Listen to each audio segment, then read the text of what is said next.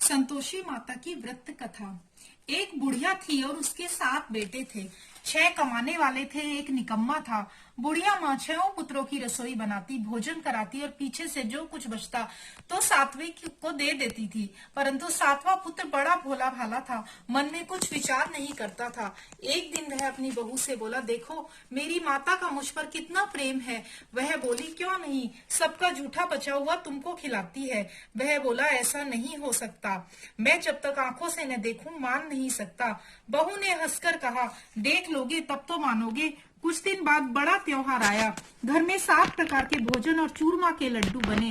वह जांचने को सर के दर्द का बहाना कर पतला कपड़ा सिर पर ओढ़कर रसोई घर में सो गया और कपड़े में से सब देखता रहा। 6 भाई भोजन करने आए। उसने देखा माँ ने उनके लिए सुंदर सुंदर आसन बिछाए, 7 प्रकार की रसोई परोसी। वह आग्रह करके जिमाती रही। वह देखता रहा। 6 भाई भोजन कर उठे, तब माँ ने उनकी जूठी थालियों में से लड्डुओं के टुकड़ों को उठाया और एक लड्डू बनाया। जूठन साफ कर बुढ़िया माँ ने पुकारा, उठ बेटा, 6 भाई भोजन करके चले गए, अब तू ही बाकी है, उठ भोजन कर ले। वह कहने लगा, माँ मुझे भोजन नहीं करना, मैं परदेश जा रहा हूँ। माता ने कहा, कल जाना हो तो आज ही जा। वह बोला, हाँ हाँ आज ही जा रहा हूँ। यह कहकर वह घर से निकल गया। चलते समय बहू की याद आई। वह गौशाला में कंडे थाप रही थी। जाकर बोला, हम जावे परदेश को, आवेंगे कुछ खाल, तुम रहियो संतोष से, धर्म अपना पाल। 2 निशा अपनी आपनी, देख धरू में धीर, सुधी मत हमरी बिसरइयो, रखियो मन गंभीर। वह बोली, मेरे पास तो कुछ नहीं, यह अंगूठी है, सो ले लो और अपनी कुछ निशानी मुझे दो। वह बोली, मेरे पास क्या है, यह गोबर भरा हाथ है। यह कहकर उसकी पीठ पर गोबर के हाथ की थाप मार दी। वह चल दिया। चलते चलते दूर देश में पहुंचा। वहां पर एक साहूकार की दुकान थी। वह जाकर बोला, सेठ जी मुझे नौकरी पर रख लो। साहूकार को जरूरत थी। साहूकार ने कहा, काम देखकर दाम मिलेंगे। साहूकार को नौकरी मिली। वह सवेरे 7 बजे से 12 बजे रात्रि तक काम करने लगा। कुछ दिन में दुकान का लेन देन, हिसाब किताब, ग्राहकों को माल बेचना, सारा काम करने लगा। साहूकार के 7-8 नौकर थे। वे सब चक्कर खाने लगे। यह बहुत होशियार बन गया है। सेठ ने भी काम देखा और 3 महीने में ही उसे मुनाफे का साझीदार बना लिया। 12 वर्ष में वह नामी सेठ बन गया और मालिक सारा कारोबार उस पर छोड़कर बाहर चला गया। इधर बहू पर क्या बीती सो सुनो। सास ससुर उसे दुख देने लगे। सारी गृहस्थी का काम कराकर उसे लकड़ी लेने जंगल में भेजते। इस बीच घर की रोटियों के आटे से जो भूसी निकलती, उसकी रोटी बनाकर रख दी जाती और फूटे नारियल की नरेली में पानी। इस तरह दिन बीतते रहे। एक दिन वह लकड़ी लेने जा रही थी कि रास्ते में बहुत सी स्त्रियां संतोषी माता का व्रत करती दिखाई दी। वहां वह खड़ी होकर कहने लगी, बहनों, यह तुम किस देवता का व्रत करती हो और इसके करने से क्या फल होता है? इस व्रत के करने की क्या विधि है? यदि तुम अपने इस व्रत का विधान मुझे समझाकर कहोगी तो मैं तुम्हारा एहसान मानूंगी। तब उनमें से एक स्त्री बोली, सुनो, यह संतोषी माता का व्रत है। इसके करने से निर्धनता, दरिद्रता का नाश होता है, लक्ष्मी आती है, मन की समस्त चिंताएं दूर होती हैं, घर में सुख होने से मन को प्रसन्नता और शांति मिलती है, निपुत्री को पुत्र मिलता है, प्रीतम बाहर गया हो तो शीघ्र आ जाता है, कुमारी कन्या को मनपसंद वर मिलता है, राजद्वार में बहुत दिनों से मुकदमा चलता हो तो खत्म हो जाता है, कलह कलेश की निवृत्ति हो, सुख शांति हो, घर में धन जमा हो जाता है, पैसा जायदाद का लाभ होता है तथा और भी मन में जो कुछ कामना हो सब इस संतोषी माता की कृपा से पूरी हो जाती है। इसमें तनिक भी संदेह नहीं है। वह पूछने लगी, यह व्रत कैसे किया जाए, यह भी बताओ तो बड़ी कृपा होगी। स्त्री कहने लगी, 1.25 आने का गुड़ चना लेना, इच्छा हो तो 5.25 आने का लेना या 1.25 का भी अपनी सहूलियत अनुसार लेना।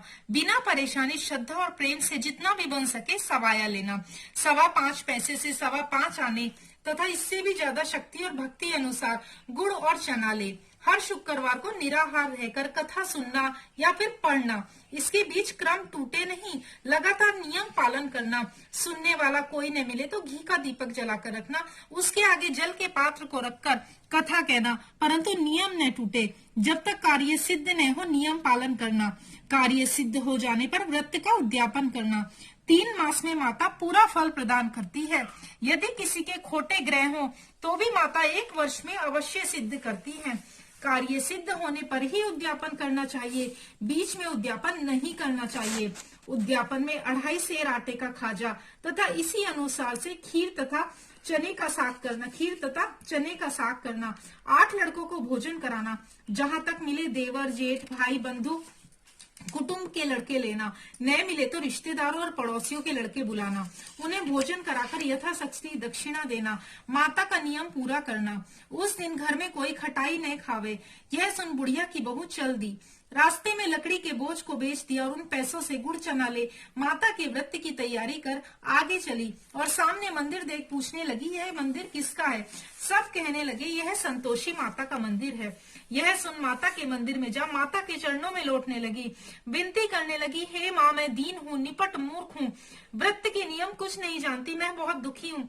हे माता जगजननी, मेरा दुख दूर कर, मैं तेरी शरण में हूँ। माता को दया आई। एक शुक्रवार बीता कि दूसरे शुक्रवार को ही उसके पति का पत्र आया और तीसरे शुक्रवार को उसका भेजा हुआ पैसा आ पहुंचा। यह देखकर जेठानी मुंह सिकोड़ने लगी। इतने दिनों में इतना पैसा आया, इसमें क्या बढ़ावा है? लड़के ताने देने लगे, काकी के पास अब पत्र आने लगे हैं, रुपया आने लगा है, अब तो काकी की खातिर बढ़ेगी, अब तो काकी बुलाने से भी नहीं बोलेगी। बेचारी सरलता से कहती, भैया पत्र आवे रुपया आवे तो हम सबके लिए अच्छा है। ऐसा कहकर आंखों में आंसू भरकर संतोषी माता के मंदिर में आ मातेश्वरी के चरणों में गिरकर रोने लगी। माँ, मैंने तुमसे पैसा नहीं मांगा, मुझे पैसे से क्या काम, मुझे तो अपने सुहाग से काम है, मैं तो अपने स्वामी के दर्शन और सेवा मांगती हूँ। तब माता ने प्रसन्न होकर कहा, जा बेटी, तेरा स्वामी शीघ्र आएगा। यह सुन खुशी से बावली हो घर जाकर काम करने लगी। अब संतोषी माँ विचार करने लगी, इस भोली पुत्री से मैंने कह तो दिया तेरा पति शीघ्र आएगा, पर आएगा कहाँ से? वह तो इसे स्वप्न में भी याद नहीं करता। उसे याद दिलाने के लिए मुझे जाना पड़ेगा। इस तरह माता उस बुढ़िया के बेटे के पास जा स्वप्न में प्रकट होकर कहने लगी, साहूकार के बेटे, सोता है या जागता है? वह कहता है, माता, सोता भी नहीं हूँ, जागता भी नहीं हूँ, बीच में ही हूँ, कहिए क्या आज्ञा है? माँ कहने लगी, तेरा घर बार है या नहीं? वह बोला, मेरा सब कुछ है माता, माँ बाप भाई बहन बहू क्या कमी है? माँ बोली, पुत्र, तेरी घरवाली कष्ट उठा रही है। वह बोला, हाँ माता, यह तो मुझे मालूम है, परंतु जाऊं कैसे? परदेश की बात है, लेन देन का कोई हिसाब नहीं, कोई जाने का रास्ता नजर नहीं आता, कैसे चला जाऊं? तब माता कहने लगी, मेरी बात मान, सवेरे नहा धोकर संतोषी माता का नाम ले, घी का दीपक जलाकर दंडवत कर दुकान पर जा बैठना। देखते देखते तेरा लेन देन चुक जाएगा, जमा माल बिक जाएगा, सांझ होते होते धन का ढेर लग जाएगा। अब तो वह सवेरे बहुत ही जल्दी उठ मित्र बंधुओं से अपने सपने की बात कहता है। वे सब उसकी बात अनसुनी कर दिल लगी उड़ाने लगे। कहीं सपने भी सच्चे होते हैं? एक बूढ़ा बोला, देखो भाई, मेरी बात मान, इस तरह साझियां झूठ करने के बदले देवता ने जैसा कहा है वैसा ही करना, तेरा क्या जाता है? अब बूढ़े की बात मानकर नहा धोकर संतोषी माता को दंडवत कर घी का दीपक जला दुकान पर जा बैठता है। थोड़ी देर में वह क्या देखता है कि देने वाले रुपया लाए, लेने वाले हिसाब लाए, कोठे में भरे सामानों के खरीदार नगद दाम में सौदा करने लगे। शाम तक धन का ढेर लग गया। मन में माता का नाम ले प्रसन्न हो घर जाने के वास्ते गहने कपड़े और सामान खरीदने लगा। यहाँ के काम से निपट घर को रवाना हुआ। वहाँ बहू बेचारी जंगल में लकड़ी लेने जाती है। लौटते वक्त माता जी के मंदिर पर विश्राम करती है। वह तो उसका रोज रुकने का स्थान ठहरा। दूर धूल उड़ती देखकर वह माता से पूछती है, हे माता, यह धूल कैसी उड़ रही है? माता कहती है, हे पुत्री, तेरा पति आ रहा है। अब तू ऐसा कर, लकड़ियों के 3 बोझ बना, एक नदी के किनारे रख, दूसरा मेरे मंदिर पर रख और तीसरा अपने सिर पर रख। तेरे पति को लकड़ी का गट्ठा देखकर मोह पैदा होगा, वह वहां रुकेगा, नाश्ता पानी बना खाकर माँ से मिलने जाएगा। तू लकड़ी का बोझ उठाकर जाना और बीच चौक में गट्ठा डालकर 3 आवाजें जोर से लगाना, लो सासू जी, लकड़ियों का गट्ठा लो, भूसी की रोटी दो, नारियल के खोपड़े में पानी दो, आज कौन मेहमान आया है? माँ की बात सुनकर वह बहुत अच्छा माता जी कहकर प्रसन्न मन हो लकड़ियों के 3 गट्ठे ले आई। एक नदी के तट पर रखा, एक माता के मंदिर पर रखा। इतने में ही वह मुसाफिर आ पहुंचा। सूखी लकड़ी देख उसकी इच्छा हुई कि अब यही निवास करे और भोजन बना खा पी कर गाँव चले। इस प्रकार भोजन खा विश्राम ले गांव को गया। उसी समय बहू सिर पर लकड़ी का गट्ठा लिए आती है, उसे आंगन में डालकर जोर से 3 आवाज देती है, लो सासू जी, लकड़ी का गट्ठा लो, भूसी की रोटी दो, नारियल के खोपड़े में पानी दो, आज कौन मेहमान आया है? यह सुनकर उसकी सास अपने दिए हुए कष्टों को भुलाने हेतु कहती है, बहू ऐसा क्यों कहती है, तेरा मालिक ही तो आया है, आ बैठ, मीठा भात खा, कपड़े गहने पहन। इतने में आवाज सुनकर उसका स्वामी बाहर आता है और अंगूठी देख व्याकुल हो जाता है। माँ से पूछता है, यह कौन है? वह कहती है, माँ कहती है, बेटा यह तेरी बहू है। आज 12 वर्ष हो गए जब से तू गया है, तब से सारे गांव में जानवर की तरह भटकती फिरती है, काम काज घर का कुछ करती नहीं, चार समय आकर खा जाती है। अब तुझे देखकर भूसी की रोटी और नारियल के खोपड़े में पानी मांगती है। वह लज्जित हो बोला, ठीक है माँ, मैंने इसे भी देखा है और तुम्हें भी देखा है, अब मुझे दूसरे घर की चाबी दो तो मैं उसमें रहूंगा। ठीक है बेटा, जैसी तेरी मर्जी। यह कहकर माँ ने ताली का गुच्छा पटक दिया। उसने लेकर दूसरे कमरे को खोलकर सारा सामान जमाया। एक दिन में ही वहां राजा के महल जैसा ठाट बाट बन गया। अब क्या था, वह सुख भोगने लगी। इतने में अगला शुक्रवार आया। उसने अपने पति से कहा, मुझे माता का उद्यापन करना है। उसका पति बोला, बहुत अच्छा, खुशी से करो। तुरंत ही वह उद्यापन की तैयारी करने लगी। जेठ के लड़के को भोजन के लिए कहने गई। उसने मंजूर किया, परंतु पीछे जिठानी ने अपने बच्चों को सिखला दिया, देखो रे, भोजन के समय सब लोग खटाई मांगना, जिससे उसका उद्यापन पूरा न हो। लड़के जीमने आए, खीर पेट भरकर खाई, परंतु बात याद आते ही कहने लगे, हमें कुछ खटाई खाने को दो, खीर खाना हमें भाता नहीं, देखकर अरुचि होती है। लड़के उठ खड़े हुए, बोले, पैसे लाओ। भोली बहू कुछ जानती नहीं थी, सो उन्हें पैसे दे दिए। लड़के उसी समय उठ करके इमली लेकर खाने लगे। यह देखकर बहू पर माता जी ने कोप किया। राजा के दूत उसके पति को पकड़कर ले गए। जेठ जेठानी मनमाने खोटे वचन कहने लगे, लूट लूट कर धन इकट्ठा करके लाया था, सो राजा के दूत उसे पकड़कर ले गए हैं। अब सब मालूम हो जाएगा जब जेल की रोटी खाएगा। बहू से यह वचन सहन नहीं हुआ।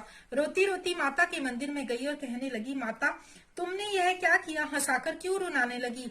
माता बोली, पूरी पुत्री, तूने उद्यापन करके मेरा व्रत भंग किया है, इतनी जल्दी सब बातें भुला दी।